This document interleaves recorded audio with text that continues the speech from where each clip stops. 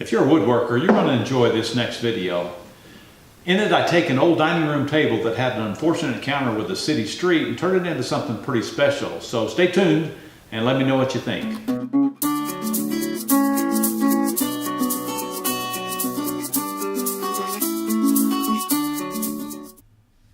One of the more gratifying things about this project was to take an old beat-up dining room table and turn it into something that's really attractive. My neighbor recently called and asked me to take a look at something he had. He had been helping his cousin on a move, and during the course of the move they dropped this table off of a truck while it was driving down the road. As a result, breaking off one of the legs and splitting the pedestal on the opposite side from the break.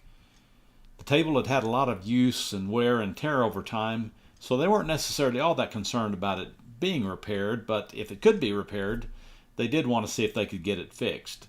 I think his cousin had actually purchased it from a thrift store some years before. I immediately noticed how well built it was and how it obviously had been made by someone who knew what they were doing and had access to some pretty high-end tools. As best I could tell, it looked like it was mostly made up of 3/4 to 7/8 inch thick pieces of red oak, and all were joined in various ways and shaped in order to make the parts of the table. The pedestal was made out of 6 pieces of oak that were cut and glued together, and then it was turned on a lathe to get the contours and shape of the pedestal. The only thing that concerned me a little bit when I looked at the pedestal was that it looked like during the course of the turning process they had cut the profile almost a little too deep in one place, where you had only maybe 1/4 of an inch thickness all the way around the circumference of the pedestal at that one spot. But anyway, it didn't look like that area of the pedestal was any worse for wear after falling off the trailer into the street, so it was still plenty strong. So it goes to show you that any time you find a piece of furniture that is made out of solid hardwood, it's likely built by a pretty good woodworker, and it's a good idea to try to salvage it and turn it into something that looks really great if you can. So in the case of this table, there was certainly plenty of quality material to work with, and really pretty minimal repairs needed to get it back in good shape. The top was going to need the majority of the attention, and it had a major gash in it to deal with as well. But first things first, I needed to get the pedestal put back together. There had been some pretty good tear out on the outside edges where the pedestal pieces had been originally glued together. I found by taking a chisel and shaving off some of the splintered areas that the piece that had broken off completely would actually kind of snap into place, almost locking in its original position. The split on the other side of the pedestal likewise appeared that it would go back together nicely, so I went ahead and applied a lot of glue to get good squeeze out, and then clamped the whole pedestal back together again as best I could. Because of the shape, there wasn't really a problem to get some bit of clamping pressure in all directions I needed to, and the end result was a really solid glue job after the clamps were removed. I thought about trying to drill some 1/4 inch holes through the pedestal joints in a few spots to try to tap some dowels in place, but after the glue had dried, I didn't think it would be necessary. The remaining thing I was going to need to do was to touch up with stain and putty and wood filler some of the areas where the corners of the pedestal had been pretty beaten up. So now that the table was able to stand on its own, I moved on to sanding the whole top down to bare wood. Since the big gash on the edge of the top was really noticeable, any type of repair would stand out. I've been working with stone inlays of various types lately, which would be one approach to filling the gash, but it would look out of character if I only did inlay in that one spot.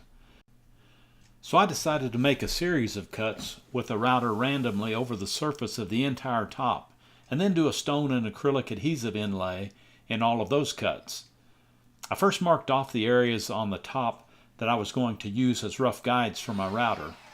With a 1/4 inch bit and the router that I had attached to skids, I made the cuts, allowing the router to meander somewhere near the outlines of my pencil marks. At the spots where I stopped the router, I took a chisel and cut out the ends of the inlay grooves to make points in order to add inlay materials to help disguise the router bit shape. I'm still working on different approaches to doing the inlays, but for the meantime I've found that what works best for me is an acrylic epoxy type adhesive that I use for joining solid surface countertop materials. It comes in many colors and dries in about 30 minutes or so, sands and polishes nicely as well.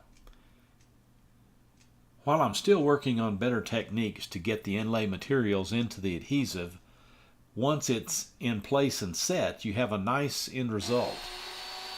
Just kind of a pain getting to that point. Once the adhesive is set, I can come back with the router, set the bit just above the surface of the table, and use the router to cut the inlay material down close to the surface of the wood. The belt sander after that with an aggressive grit takes the inlay down further.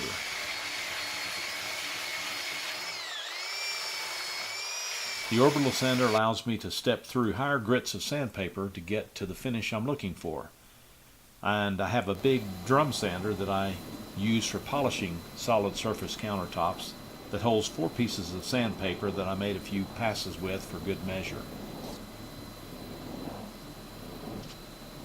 I originally stained the top with an early American stain that used to be called American Walnut, and I liked the contrast that it gave me between the darker pedestal and the feet on the table. But even before my wife looked at it, and solely based on my description to her, I second-guessed my original idea and agreed that maybe I should darken it up a little more to give it an overall consistent color. I hate it when she's right like that, and it's way more often than I'm willing to admit.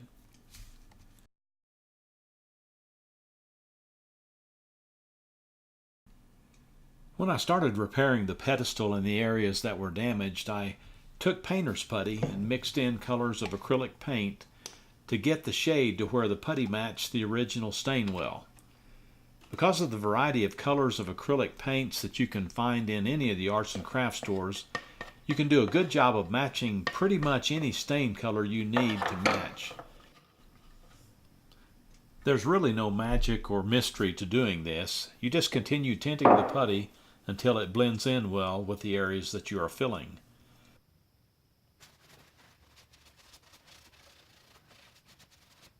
Finally, I always keep a black Sharpie in my pocket just for occasions like this. And the final step is to put some protection on the top. In this case, I'm shooting 3 coats of polyurethane that has a satin finish. After the first coat, I like to lightly sand with 220 grit sandpaper to help knock down the raised grain. And I do this whether I'm shooting polyurethane or lacquer.